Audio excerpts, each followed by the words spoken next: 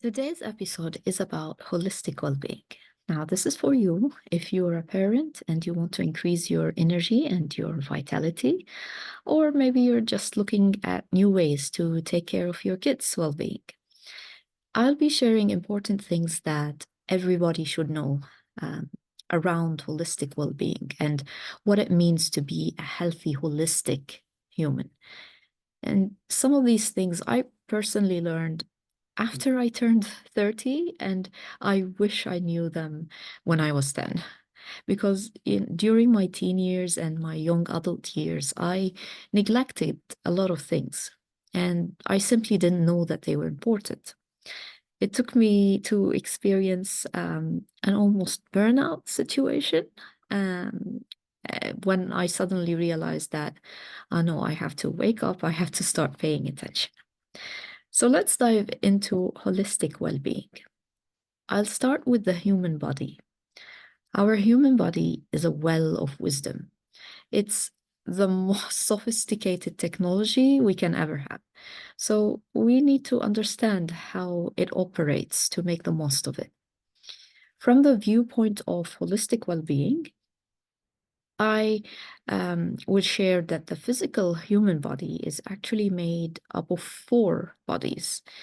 The first one is the material body that we can, that we can sense, that we can touch, the bones, the muscles, the blood, the skin, the organs, everything like the material bit. And then the second body is the emotional body, our emotions. And yes, I consider emotions to be part of the physical body. See, emotions are related to hormones and they cause visceral reactions in your body. They are physical, okay? Emotions are actually physical. The third body is the mental body. And yes, thoughts. Our thoughts are part of our physical body. And it, it think about it this way, that our thoughts are neural signals that our brain creates, and it sends them to the rest of the body. And notice how our thoughts greatly impact our emotions and the other way around. So everything is interwoven.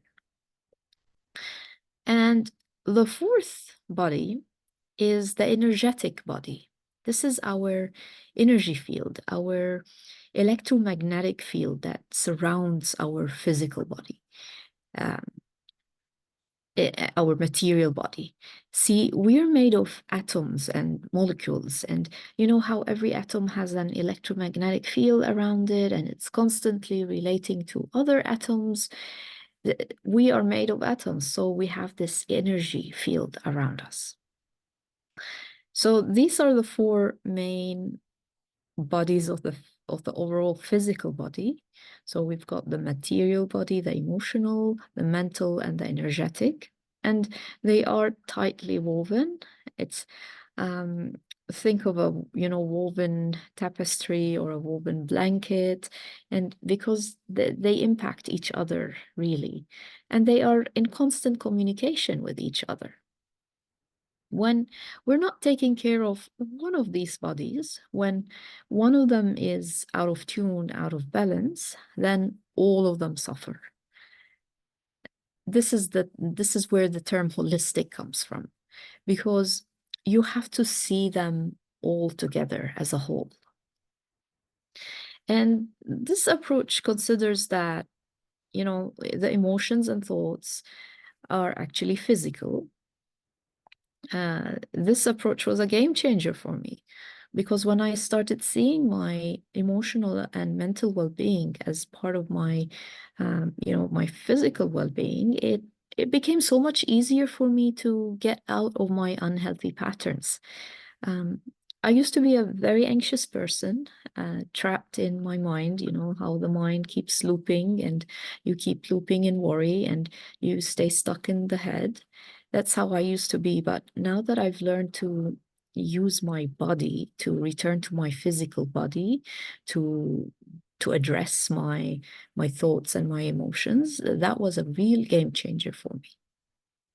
And for the last one, the energetic body, not everyone is talking about the energetic body, at least not if you're living in this, in a strict modern Western society.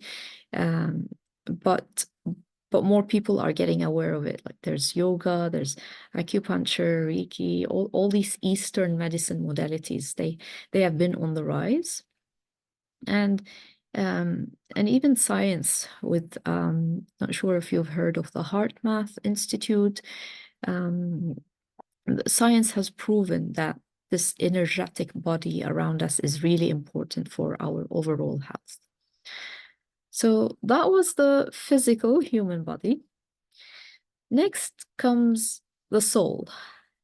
Yeah, we are more than our physical body. We are souls in this body. And the soul is what brings life to the physical body. It's that inner fire, that inner flame. Um, with the soul comes the dreams, the inner pull to make the most of life, to connect with other people, to connect to the world, to have purpose.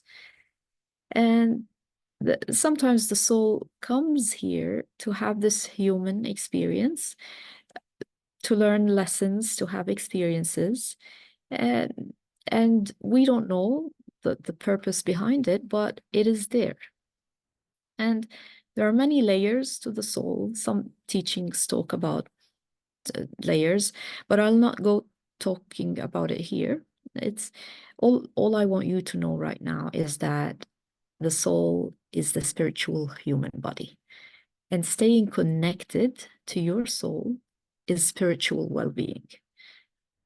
And of course, it's different for every one of us. Every person has their own way of staying connected to their soul, to that infiniteness of the universe, to that source of life. And connection is really important to have a healthy spiritual well-being. So we talked about the material, physical well-being, emotional well-being, mental well-being, energetic well-being, spiritual well-being. And the last piece that I'm going to add to holistic well-being as I see it is what I call relational well-being. And this is all about having healthy relationships with the systems around us. And these systems include society, culture, economy, natural environment, the earth, and all the rest. We humans, we cannot live in isolation. Regardless of your circumstances, you are always part of something else, something bigger. And we are always part of these systems around us. And for those of you who feel that the systems are not working, or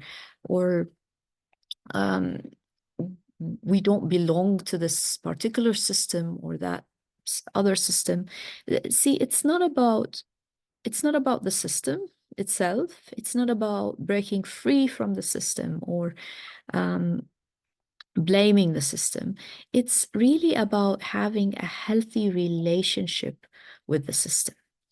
And once we start putting our aim to have a healthy relationship with the system, that's when real change can start to occur, because a relationship is a two-way thing. It requires feedback from both sides.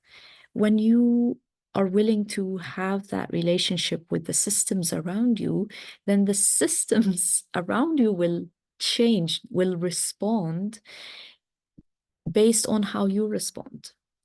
And that's how everlasting change can happen. So, as a recap, we talked about holistic well-being today.